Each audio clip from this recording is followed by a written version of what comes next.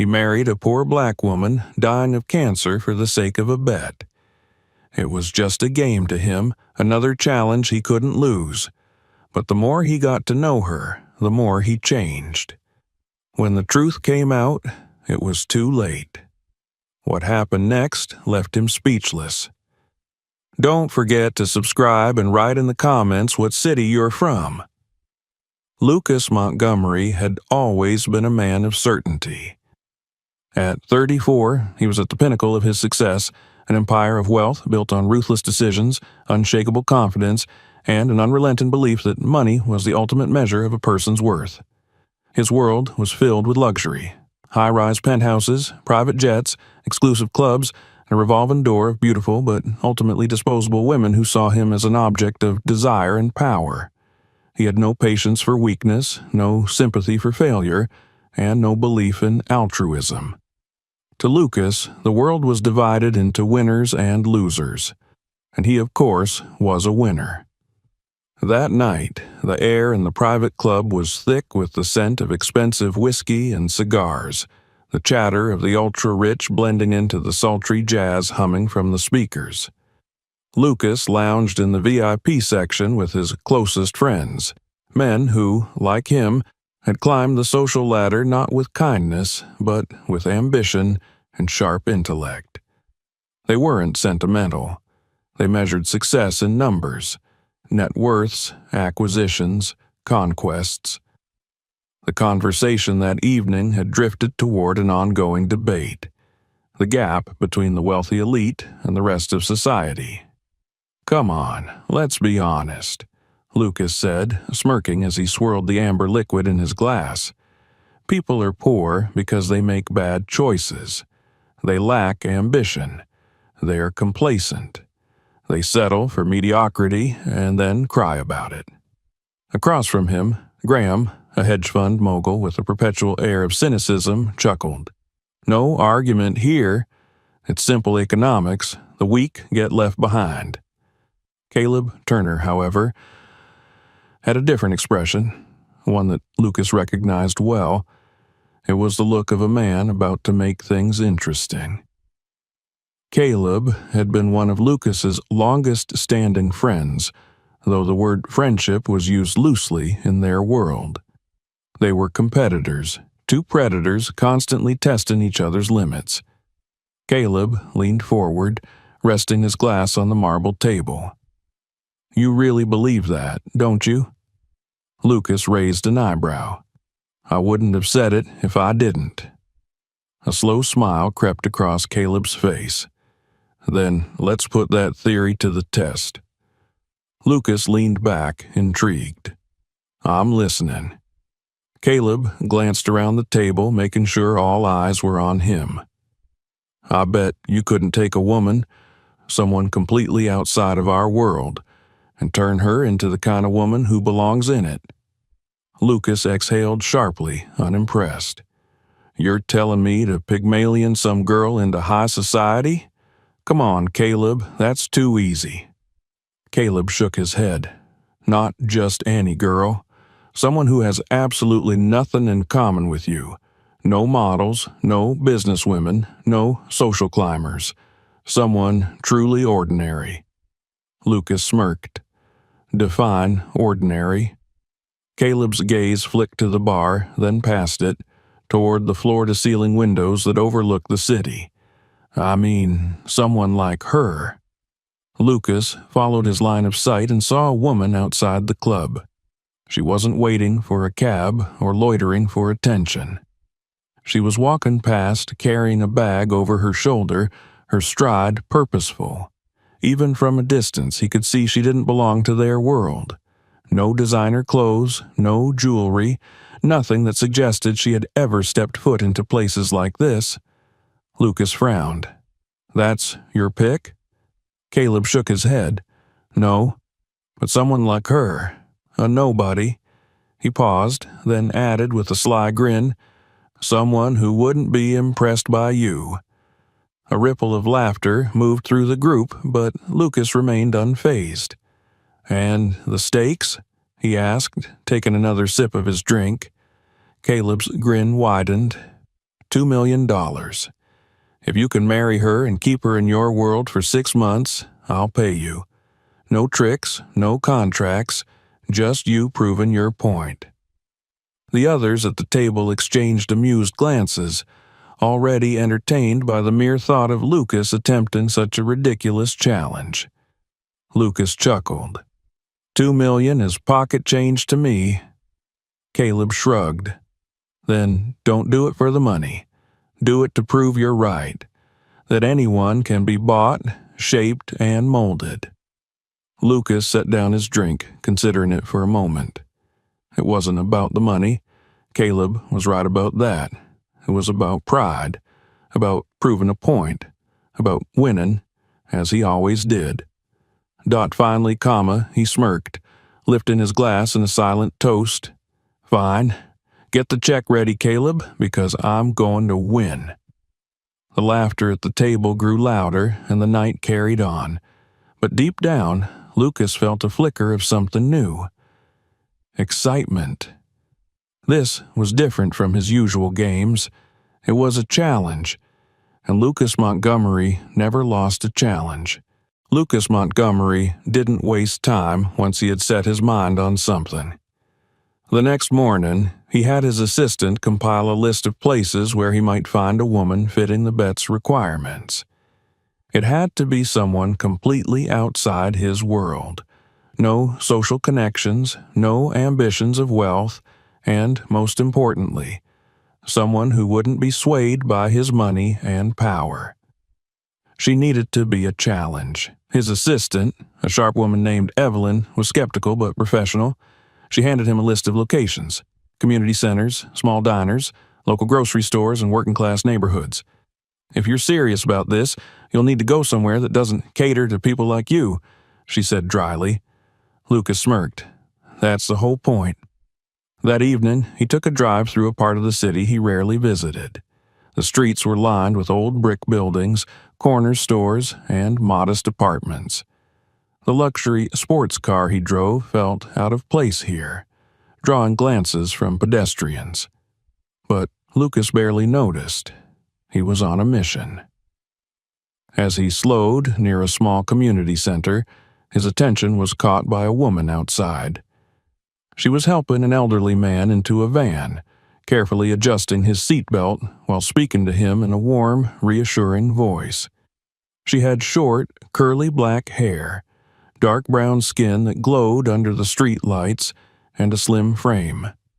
Her clothes were simple: jeans and a faded t-shirt with the name of the center printed across the front.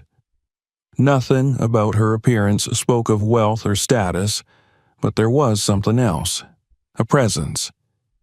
Lucas watched as she waved to the elderly man as the van drove off, then turned back toward the building.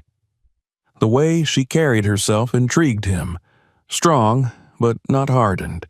Gentle, but not naive. She was exactly what he was looking for. Lucas parked his car and stepped out, adjusting the sleeves of his tailored shirt. As he approached the entrance, he glanced up at the peeling sign, Hope Haven Community Center. Inside, the building was modest, filled with the sounds of chatter and activity. Volunteers sorted through donated clothes, served food, and helped visitors with paperwork. The air smelled of warm bread and coffee, the atmosphere vibrant despite the worn-down walls. And then he saw her again. She was at the back of the room, crouching down to talk to a little girl who clutched a tattered stuffed rabbit.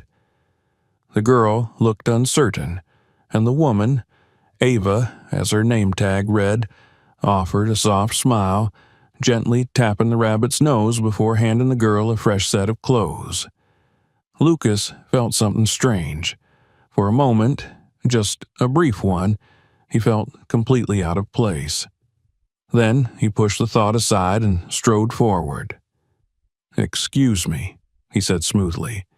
Ava glanced up, her deep brown eyes meeting his. There was no flicker of recognition, no widened eyes or impressed expression, just calm curiosity. "Can I help you?" she asked. Lucas flashed his most charming smile. I was just passing by and saw this place. Decided to take a look inside. Ava studied him for a moment, clearly unconvinced. People don't usually pass by here in a suit like that. Lucas chuckled. Fair point. Maybe I'm looking to do something different. Get involved. She raised an eyebrow. You want to volunteer? The skepticism in her voice was obvious. Lucas played along. Why not?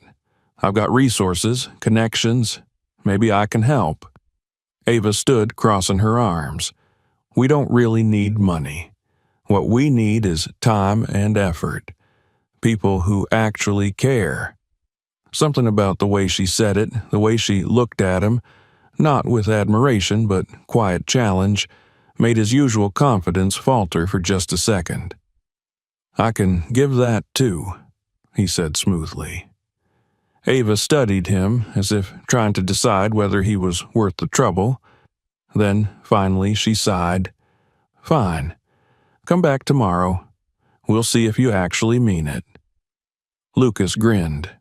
I'll be here. But as he turned to leave, he glanced back at her, seeing the way she quickly turned her attention back to her work, as if he were nothing more than another visitor who might not return. He wasn't used to being dismissed so easily, and that made him all the more determined. Lucas did return. He arrived in jeans and a casual button-down, far from his usual polished look. He wasn't naive. He knew he stood out regardless, but this time he was determined to observe Ava, to understand what made her so different from the women he usually encountered. Ava barely acknowledged him when he walked in, handing him a clipboard with a list of tasks. Since you're new, you'll start simple. Sorting donations, she said. Lucas arched a brow. No grand tour? No special treatment? Ava smirked. Not unless you earn it. He liked that. As the day went on, Lucas found himself observing more than participating. People trusted Ava, came to her with their problems, and she always listened, always had a kind word or a solution. She wasn't just playing a role, she cared, and it made no sense to him. At one point, a woman approached Ava, looking worried. Ava, I need to talk to you. Ava guided her to a quiet corner, and Lucas, pretending to work, overheard their conversation. I had another episode, the woman whispered. The chemo isn't working like before. Lucas stilled. Chemo? Ava squeezed the woman's hand.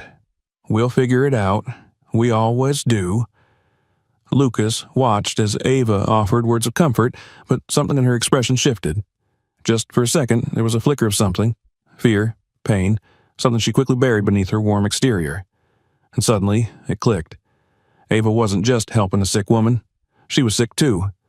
Lucas felt a strange sensation in his chest, something between curiosity and unease. He had chosen Ava because she was a challenge, because she wasn't easily swayed. He had thought her illness would make things easier. Now, standing there watching her, he wasn't so sure. For the first time, he had the unsettling thought that maybe, just maybe, this bet wouldn't be as simple as he had expected. Lucas Montgomery had always believed that the world functioned in a clear hierarchy, those who had power and those who were beneath them. The strong dominated, the weak were left behind. That was how he had built his empire, how he had climbed to the top without ever looking back at who he stepped over along the way. But here, in this rundown community center, surrounded by people who had nothing, he was beginning to see a world that didn't fit his narrative. He kept showing up. At first, it was out of obligation, a part of the game he was playing, the bet he intended to win. He volunteered when Ava asked, moving boxes, handing out food, and pretending he cared. But as the days stretched into weeks, something strange happened. He started to listen. He started to notice. Ava treated him no differently than she treated the homeless man who came in every morning for a hot meal, or the single mother who needed a safe place for her child. She didn't fawn over him, didn't try to impress him, didn't act as if his presence was anything special. To her, he was just another pair of hands to help, and that both irritated and intrigued him. He was used to admiration, used to being treated like he was above others. But here, in Ava's world, his money, his reputation, his status meant nothing.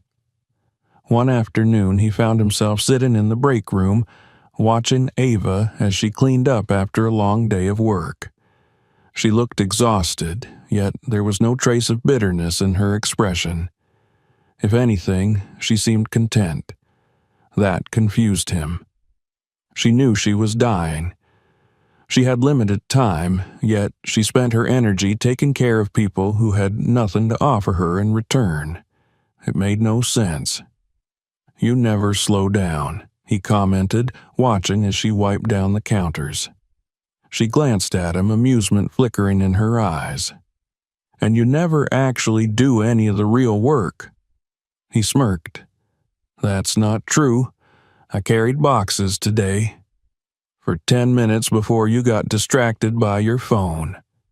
Lucas chuckled, but there was something about the way she spoke to him that made him want to do better, to prove that he wasn't just another spoiled billionaire playing pretend. He couldn't remember the last time someone had challenged him like this. The days continued, and Lucas found himself drawn deeper into Ava's world. He saw the way people gravitated toward her, the way she had a natural ability to make people feel seen and valued. He watched her comfort an elderly woman who had lost her home, sit with a teenage boy who had nowhere else to go, laugh with a little girl who had been through more hardship than most adults. It was a world where kindness wasn't a performance, where people leaned on each other because they had no other choice. One evening, after most of the volunteers had left, Lucas found himself walking with Ava through the quiet streets near the center. She moved through the neighborhood like she belonged there, greeting people by name, stopping to ask about their families, their struggles. "You could be doing anything with your time," he said, shoving his hands into his pockets. "Why this?" Ava gave him a sidelong glance. "Why not this?" "You could be traveling, seeing the world, doing things for yourself." A soft smile touched her lips. "That's not what matters to me. People matter. Making a difference, even if it's small, matters." He didn't understand that. Or maybe he just didn't want to. He had spent his life chasing things: money, power, admiration. He had built walls so high that nothing could touch him. But Ava was different. She wasn't afraid of connection, of feeling, of caring. As they walked, he noticed the slight hitch in her step, the way she rubbed at her arm as if trying to hide the discomfort. He knew she was in pain, knew her body was failing her little by little. And yet she never complained, never let it slow her down. The more time he spent with her, the more unsettled he became. At first, it had been easy to think of her as just another part of the bet, another puzzle to solve. But now he wasn't sure what he was trying to prove anymore. He found himself wanting to be around her, not because of the challenge, but because there was something about her that made the world feel different. He didn't like that feeling. He told himself it was just curiosity, that he was intrigued because she was unlike any woman he had ever met. But deep down, a quiet part of him whispered that it was more than that. That maybe, just maybe, he was beginning to see her as something more than a bet. And that terrified him. For the first time in his life, Lucas Montgomery wasn't sure if he was in control. Lucas found himself returning to the community center, even when he didn't have to. At first, he told himself it was still part of the game.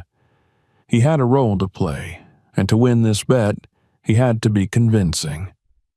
But the more time he spent there, the more he realized that his reasons were becoming less clear. Ava's world was unlike anything he had ever known. People didn't care about his last name, his bank account, or the power he wielded in boardrooms. They only cared about what he was willing to give of himself, and for the first time in his life he wasn't sure he had anything real to offer. The more he observed Ava, the more he questioned everything he had once believed about strength and success. She was dying. He had known that from the beginning, but she refused to let that define her. She didn't dwell on what she was losing, didn't waste time feeling sorry for herself. Instead, she poured what remained of her life into helping others, as if ensuring that her time here, however short, meant something. That was what made no sense to him. One evening, as they were cleaning up after an event at the center, he caught her rubbing her wrist again, wincing slightly as she stacked a pile of donated books onto a shelf. He had noticed it before, the subtle moments when the pain flickered across her face before she forced herself to keep moving. This time, he couldn't ignore it. "You should sit down," he said, watching her closely. She shook her head, forcing a smile. "I'm fine." "You're not fine," he countered. "You never stop, even when you should." She exhaled slowly, looking at him as if deciding whether she wanted to let him in. "If I stop, it'll feel real," she admitted softly, "and I don't want to waste the time I have left thinking about what I can't change." Her words hit him harder than he expected. She spoke about death with an ease that unnerved him, as if she had already made peace with it, while he was still struggling to accept the fact that she was slipping away day by day. He wanted to say something, to argue that she should be fighting, that she should be doing everything in her power to hold on to life. But that was the difference between them. She had already figured out what truly mattered. He was the one who was still lost. Later that night, he found himself sitting alone in his penthouse, staring out over the glittering city skyline. This was his world. Glass towers stretching into the sky, cars racing down endless streets, people chasing after more wealth, more power, more distractions. It had always been enough for him. But now, after everything he had seen, after everything Ava had shown him, it felt hollow. For the first time, he wondered if he had spent his entire life chasing the wrong things. The next day, at the center, he arrived earlier than usual. He had spent the morning reading about Ava's condition, researching treatments, searching for solutions. He had the means to get her the best medical care in the world, to fly her to any hospital, to pay for any experimental drug. It wasn't too late. It couldn't be. When he found her sitting at one of the tables, sorting through a pile of paperwork, he sat across from her and pushed a folder toward her. She looked at it, then at him, eyebrows furrowing in confusion. "What's this?" she asked. "Options," he said simply. "Doctors, hospitals, the best specialists in the country. I made some calls. You could start treatment immediately." Ava stared at him for a long moment, then slowly closed the folder without even looking inside. "Lucas?" "No," he cut in. "Don't say no yet. Just think about it. You don't have to accept anything today, but don't just give up." She sighed, her expression unreadable. "I'm not giving up, She hesitated, searching for the right words. "I don't want my life to become a fight against something I can't win. I don't want to spend my last days in hospitals, hooked up to machines, when I could be here doing something that matters." Anger flared in his chest, unexpected and raw. "So you're just going to let it happen?" Ava reached across the table, resting her hand lightly over his. "I'm going to live, Lucas. For as long as I can, I'm going to live the way I want to. And when it's time, I'll let go knowing I didn't waste a second." Her touch was warm, grounding him in a way that nothing ever had before. He wanted to argue, to convince her that there was still a chance. But deep down, he knew that Ava had already made her choice, and nothing he said would change it. That night, as he lay in bed staring at the ceiling, he couldn't stop thinking about her, about the way she saw the world, the way she made every moment count. And for the first time, he realized that this wasn't just about the bet anymore. He didn't just want to win. He wanted to understand her. He wanted to know why she could accept death with such peace, while he, for all his power and wealth, had never felt more afraid. Lucas had never known love, not real love. His past relationships had been transactional, built on mutual benefit, power, and status. Women wanted him for his wealth, and he wanted them for their beauty, their admiration, their willingness to fit into the life he had built. But with Ava, it was different. She didn't care about his money, his power, or his carefully constructed persona. She saw him, not the billionaire, not the CEO, but the man underneath. And that terrified him more than anything. Days passed, and Lucas found himself more and more drawn to her, not just because of the bet, not just because she was a challenge, but because she made him feel something he had never felt before. Every moment with her was real.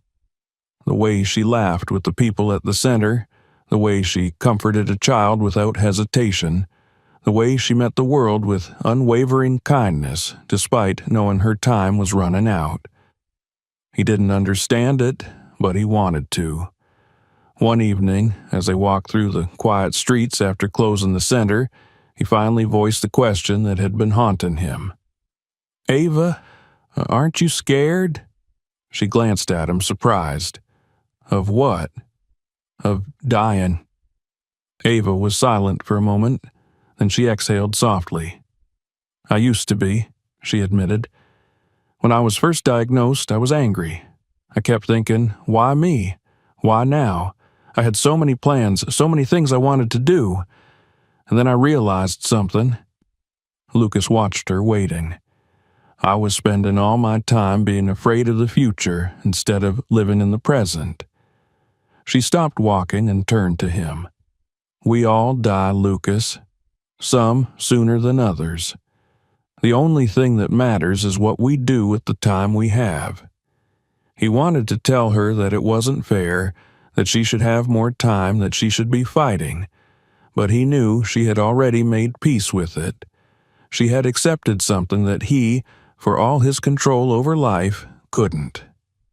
That night, as he lay awake in bed, he realized something terrifying. He loved her. It wasn't just fascination, wasn't just intrigue. It was love. Real, deep, terrifying love. The kind that made him want to protect her, to hold on to her, to somehow defy the inevitable and keep her with him forever. The next day, he did something impulsive. He took her to one of the finest restaurants in the city, a place where the elite gathered, where every dish was meticulously crafted, where the air itself seemed to hum with exclusivity. He wanted to show her his world, to make her see that she could be part of it. But as they sat at the candlelit table, watching the waiters pour them expensive wine, he saw something in her eyes. Not discomfort exactly, but detachment. "This isn't you," she said gently, setting down her glass. Lucas frowned. "What do you mean?" "This world, the wealth, the luxury. I know it's yours, but it's not mine, and it never will be." He clenched his jaw. "But it could be." Ava smiled, and it was the saddest smile he had ever seen. "Lucas, I don't want to spend the time I have left pretending to be someone I'm not." He stared at her, heart pounding, feeling a frustration he couldn't put into words. He wanted her to fit into his life, wanted to keep her in his world, wanted her to see that she didn't have to just accept things the way they were. But then he realized she didn't need to change. He was the one who did. That night, instead of taking her back to her small apartment, he drove them out of the city to the countryside where the stars stretched endlessly across the sky. They sat on the hood of his car, watching the world in silence. "I love you," he said finally. The words felt foreign on his tongue, unfamiliar but undeniably true. Ava turned to him, eyes soft. "Lucas, don't say anything," he murmured. "Just let me have this moment." She reached for his hand, lacing her fingers through his. They sat there in the quiet, the only sound the distant rustling of the trees, the steady beat of their hearts. For the first time in his life, Lucas Montgomery didn't feel like he had to win. He had already found what he never knew he was looking for. Lucas had never felt more certain about anything in his life. He loved Ava, and for the first time, love wasn't a transaction, wasn't about power or status. It was raw, unfiltered, terrifying. He wanted to give her the world, wanted to fight against the cruel fate that was taking her away from him. But no matter how much he tried to convince himself that love could be enough, the truth was unavoidable. Ava was slipping away. She was good at hiding it, but he noticed. The way her energy waned faster each day, the way her hands trembled slightly when she thought no one was looking, the weight she was losing despite trying to act as if nothing had changed. He saw it all, and it filled him with a desperation he couldn't contain. One evening, after another long day at the center, he confronted her. "You need treatment, Ava," he said, his voice strained, his hands gripping the edge of the table between them. "I can take you to the best hospitals. I can fly you anywhere in the world. Just let me help you." Ava looked at him with those calm, steady eyes, the ones that held more wisdom than he thought possible. She had already made peace with her fate. He hadn't. "Lucas," she said gently, reaching across to touch his hand. "I'm not afraid." "Well, I am," he snapped, pulling his hand away. He ran a frustrated hand through his hair, pacing the room. "I can fix this, Ava. You just have to let me." She sighed, a small sad smile touching her lips. "Not everything can be fixed." He hated that answer. Hated the acceptance in her voice, the way she was willing to let go when he was not. He had spent his whole life bending the world to his will, making things happen through sheer force. But this was the one thing he couldn't control, and that terrified him. The fear built inside him a frustration he couldn't contain, and in a moment of weakness, of anger, he said the words he could never take back. "Is that why you agreed to be with me? Because you knew you didn't have to stay? Because it was easy, knowing you wouldn't be around long enough for it to matter?" The moment the words left his mouth, he knew he had shattered something. Ava's expression didn't change at first, but the light in her eyes dimmed, and that hurt more than if she had screamed at him. She pulled her hands into her lap, exhaling slowly. "That's not fair," she said quietly. Lucas felt sick. He had spent his entire life keeping people at a distance, never allowing himself to be vulnerable. And now that he was destroying the one thing that mattered most to him. "I didn't mean—" "Yes, you did," she interrupted, standing up. She didn't look angry. That would have been easier.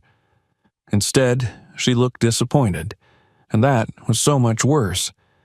Lucas reached for her, but she stepped back. "Ava, please." She shook her head. "I need time, Lucas." And then she left. The next few days were the longest of his life. Ava didn't come to the center, didn't answer his calls. He waited outside her apartment, but she never opened the door. He had never felt this powerless before, had never cared enough to feel this kind of pain. He had built his whole life on control, but now he had none. Then, just as he was about to go to her one last time, Caleb showed up. Lucas had nearly forgotten about the bet. It felt irrelevant now, something he wished had never existed. But Caleb, always the opportunist, never forgot. "Well, well," Caleb said with a smirk, stepping into Lucas's office as if he owned the place. "I hear things have gotten complicated." Lucas glared at him, exhausted. "Get out." "Relax," Caleb said, settling into the chair across from him. "I'm just here to check in, see how our little experiment is going." Lucas clenched his fists. "It's not a game, Caleb." Caleb chuckled. "Oh, but it was. Don't tell me you actually fell for her." Lucas didn't answer. He didn't need to. Caleb could see it in his face, in the way his jaw was tight, in the way his eyes were darker than usual. "Oh, this is priceless," Caleb laughed. "You really got caught up in your own trick, huh?" Lucas felt something snap inside him.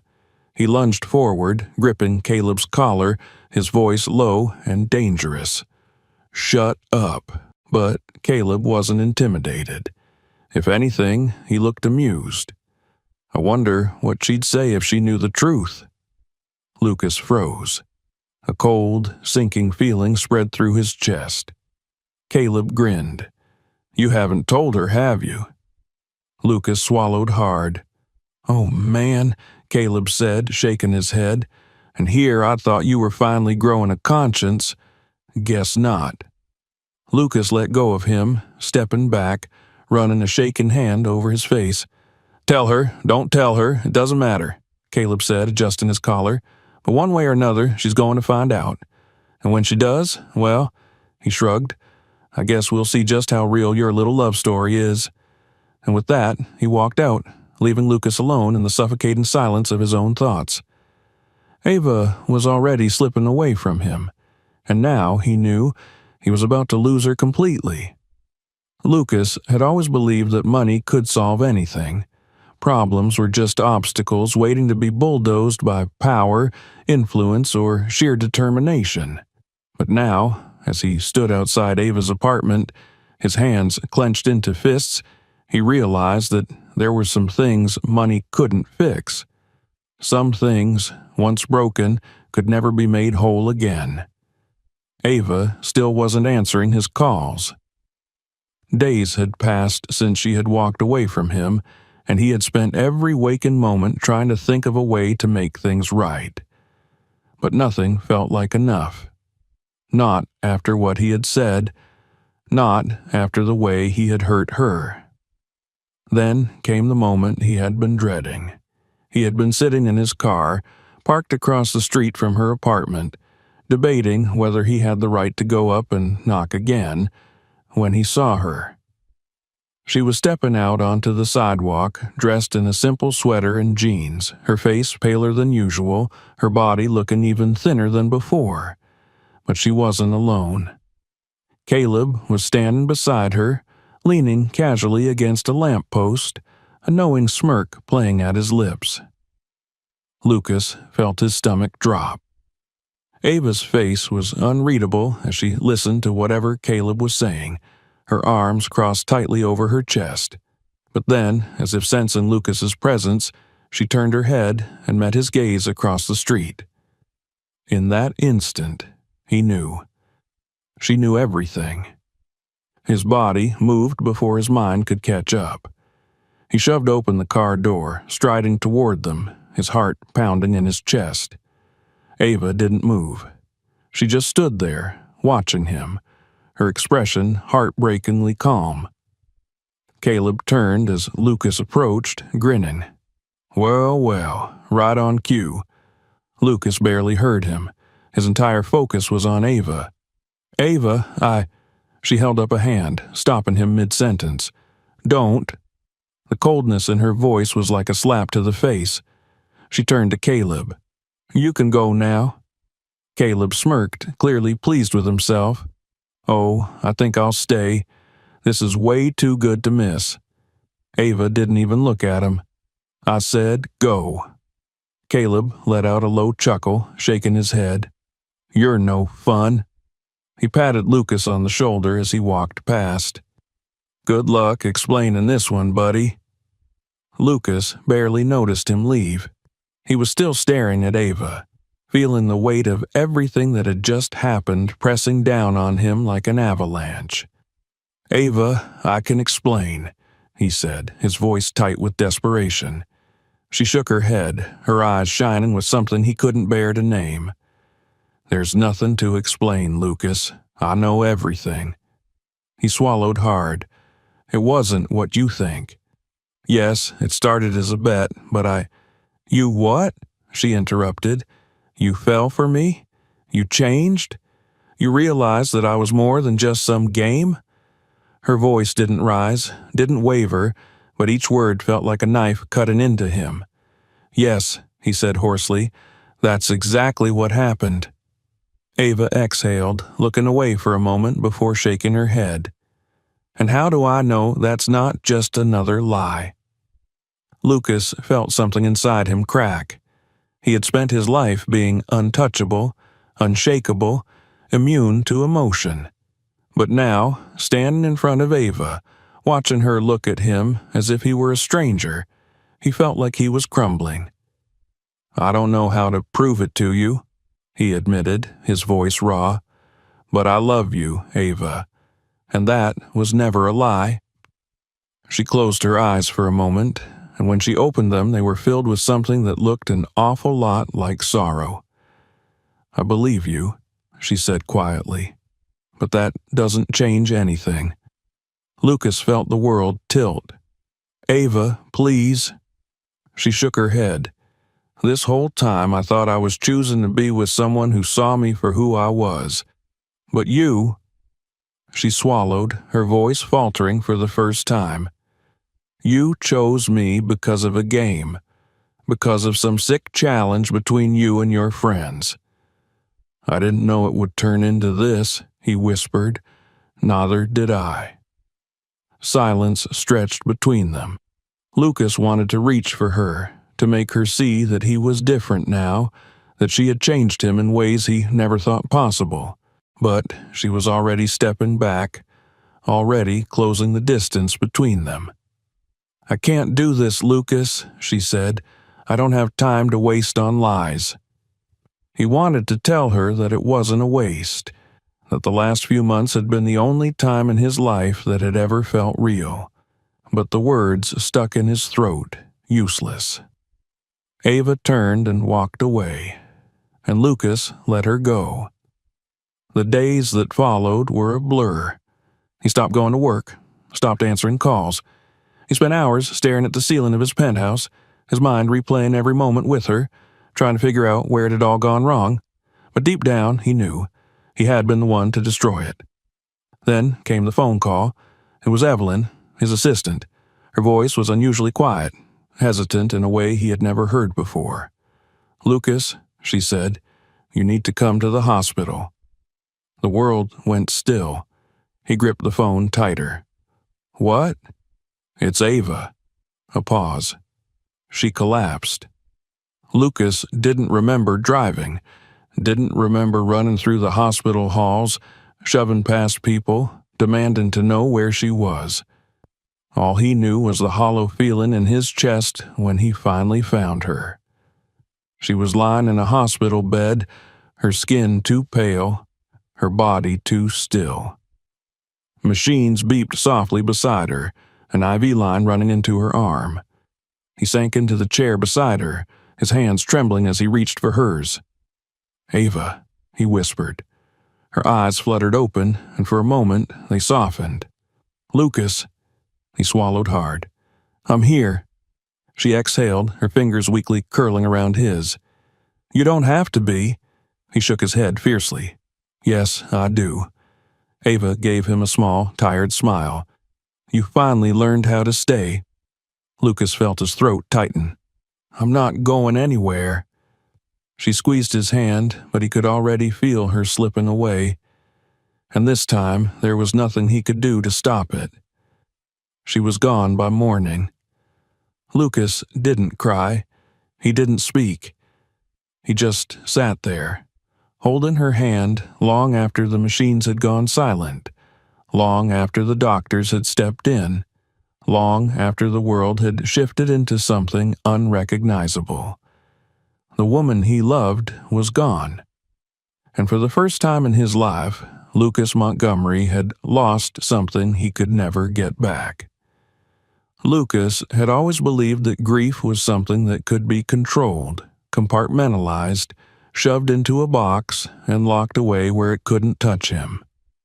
He had spent his entire life mastering the art of detachment, of keeping his emotions at a safe distance. But in the days after Ava's death, he realized that grief didn't work like that. It wasn't neat or logical or something he could fix with money or power. It was a living, breathing thing, curling around his ribs like a vice, pressing down on his chest until it felt like he couldn't breathe. He went through the motions, attending the funeral, shaking hands with people he didn't know, listening to empty condolences that did nothing to dull the ache inside him. He stood there, in the small church where the service was held, surrounded by people from the community center, by those whose lives Ava had touched, by the faces of the people who had loved her long before he had come into her world. They all knew who he was. Some looked at him with pity, others with quiet judgment. He didn't deserve their sympathy. He had been the last person to truly understand what she meant to the world, and by the time he had, it had already been too late. As he watched them grieve, he realized something. Ava hadn't left behind wealth or power or status. She had left behind people.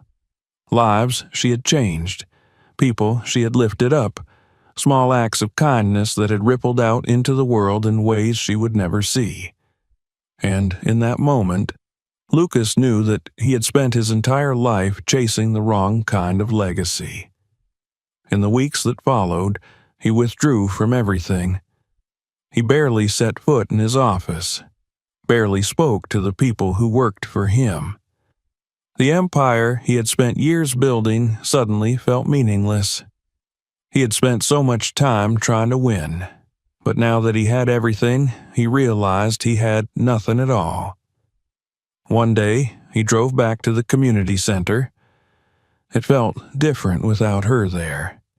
Quieter, less alive. The people still came, the volunteers still worked, but there was an emptiness that hadn't been there before. He walked through the halls, remembering how Ava had moved through this space, how she had made people feel safe and valued and seen. He found himself sitting in the director's office, the woman in charge looking at him with wary curiosity. "What do you want, Mr. Montgomery?" she asked. He hesitated. He wasn't sure how to explain it. How could he put into words what Ava had done to him, how she had changed him? He couldn't bring her back, couldn't undo the past, but maybe he could do something else. "I want to help," he said finally. "Whatever you need. Money, resources, expansion. I want to make sure this place never has to struggle again." The woman studied him carefully. "Ava never cared about money," she said.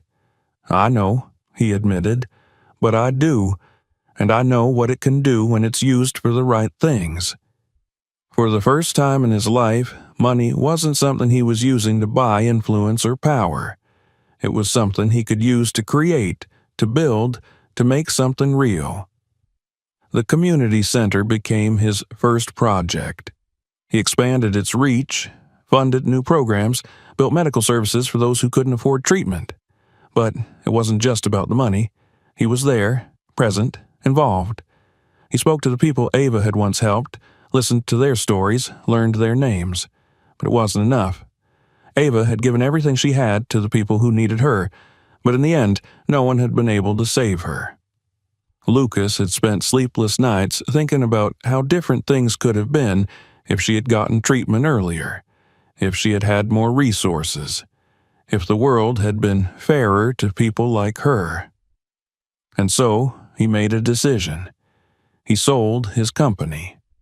The business that had defined him, the empire he had spent his entire life building, the legacy he had once thought would make him immortal. It was gone. The press called it reckless.